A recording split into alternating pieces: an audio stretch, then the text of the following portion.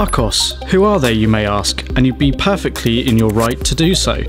This technology company appeared to be making strides in various different markets, from tablets to connected home technologies. Leading their charge on the smartphone market is the newly released Archos Oxygen 50, a good-looking device that runs Android 4.2.2 Jelly Bean. Boasting some impressive performance statistics, the Archos Oxygen's angle is definitely focused towards the value for money segment, which seems to be all the rage in the recent months. I think we will soon start to see devices come down in price as a result of smaller manufacturers taking on the big boys, and credit to them. Not knowing what to expect when I opened the box, never having handled an Archos product before, I was pleasantly surprised. I instantly drew visual comparisons from the Google Nexus 5, and I think you'll agree with me, it has the same curved top and bottom. The Oxygen does have an extra little lip on the top side of the device, but the similarities are there nonetheless. I think the design of the Oxygen 50 is spot on. One of my qualms with my Xperia Z is the block shaping and sharp edges, therefore the curved back of this device was most welcome. It slides easily in and out of your pocket, and the soft backing on the device makes it a pleasure to hold.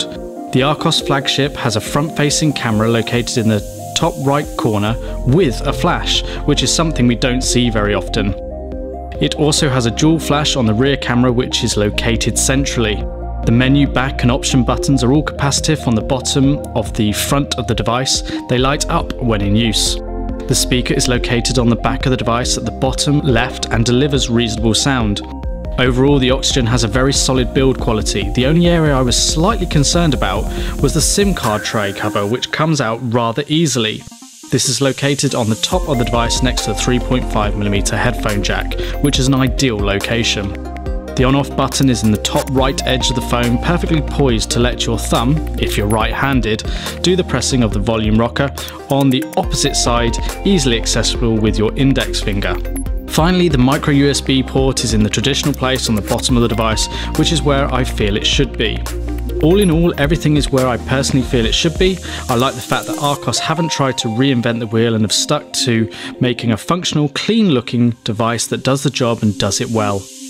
I must also add that everything from the buttons to the materials used have a feel of quality, as though it's going to last. The Oxygen 50 has a vibrant 5-inch display and boasts an impressive 440 ppi, which is only one below my Xperia Z, and therefore puts it amongst the premium competition. At 1080 by 1920 resolution, this is a full HD display with 16 million colours for you to enjoy. I was impressed with how good the display was on the device, a sharp picture with great viewing angles and clear colours. The only problem I had was sometimes the screen wasn't as responsive as perhaps my Sony. For example, when you touch the screen to scroll sometimes, it would select upon first touch. Little things like that can make the difference between a proper premium handset and one trying to be. However, on the whole, the display is better than expected for the price bracket this device sits in. You can view HD video, pictures and enjoy top quality content, general usage on a great display. The Archos has support for 2G and 3G+, giving more than enough speed and connectivity to do most tasks comfortably. Archos has equipped the Archos 50 Oxygen with the fast DC HSPA+ connectivity, which lets you surf even faster than your ADSL connection. It does not have 4G capabilities, but I have no need for a faster data connection during my time with the phone, and the 3G does me just fine. The Archos Oxygen does receive great 2G and 3G reception, therefore you shouldn't have any problems with that. I also found the Wi-Fi reception to be of good quality, having no problems in that area. Other connectivity that the Oxygen 50 has is a Bluetooth, GPS, AGPS and USB hosting. It also has MHL support, allowing you to view your content on your HD TV. The only notable connectivity feature missing is NFC, which I'm sure you can live without. Although, to be classed against the best, it would be nice to see this included. The Archos comes fully equipped with a 13 megapixel camera with dual LED flash and autofocus. It captures images at a resolution of 4224 by 3168. Archos market the camera as smart connected camera. Essentially, the Android capabilities allow you to share the photos within seconds, much like most other Android phones. Other features on the camera are face, smile and blink detection, HDR effect, multi-shot capture and many others. Overall, the camera for me was okay, but not as good as my Sony Xperia Z or other premium smartphones I've had hands-on with. Saying that, this device does not have a premium price for the money. The camera is excellent.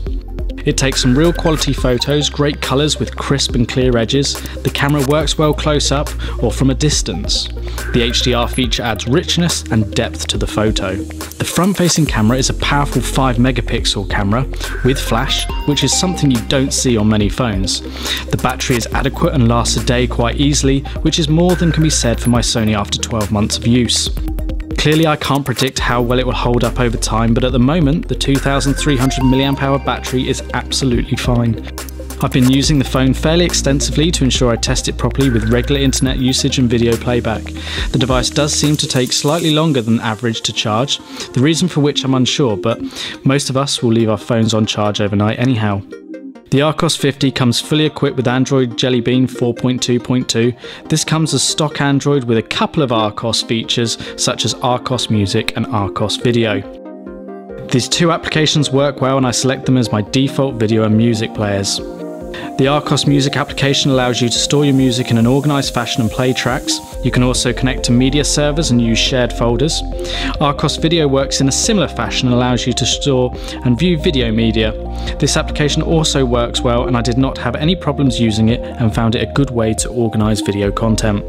Overall, the Android Jelly Bean 4.2.2 runs very well on the Archos and is very productive.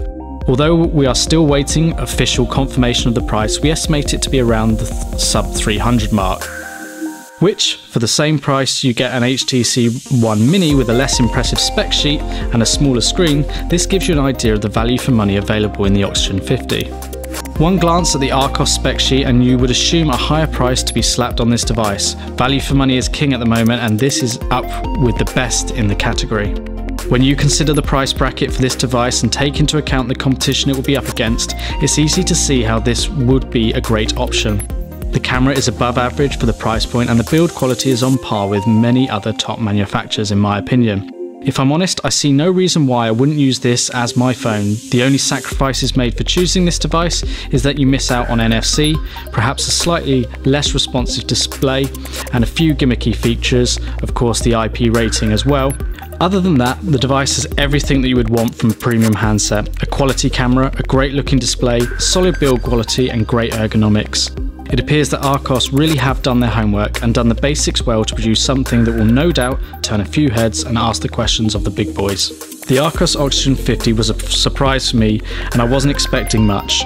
Sure, it's easier to be impressed if you're not expecting much from the word go. However, when I come to compare the device to the one I own, the one that's sitting on my desk with no SIM, I am in no rush to be reunited with the Sony.